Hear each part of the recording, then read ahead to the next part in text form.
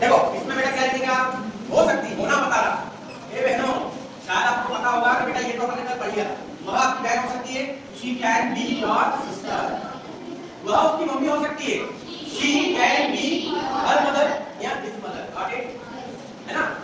मैं आपका भाई हो सकता हूँ, ये वाली बात, I can be your brother. मैं आपका टीचर हो सकता हूँ, I can be your teacher.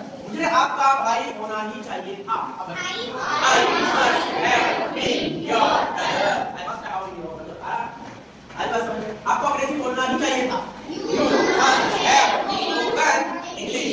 यह एक्शन वर्ब है, स्पोकन क्रिया की बात, सारी बात समझना। उसे मेरी बहन होना ही चाहिए था, उसे she must have been my sister. Got it. आज बात समझ में नहीं आई? आया भैया? ये आपका पेन हो सकता है, मतलब यह आपका पेन हो सकता है, एक can be your pen, can be your pen. Got it. चलिए, आई होप आपको चीजें क्लियर होगी। एक बार मैं पूरी प्रैक्टिस करवा रहा हूं, फटाफट देखो।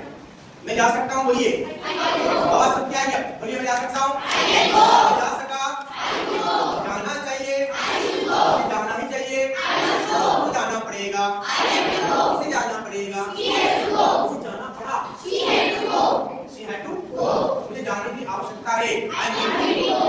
क्या तुम जाना चाहते हो? Do you want to? क्या आप चाय लेना चाहते हो? Do you want to take tea? मैं चाय नहीं लेना चाहता हूँ, I don't want to take। मैं चाय लिया करता था, I used to take tea। कैसे चाय ले रहा हूँ? I have been taking tea since morning। आई बात समझ में?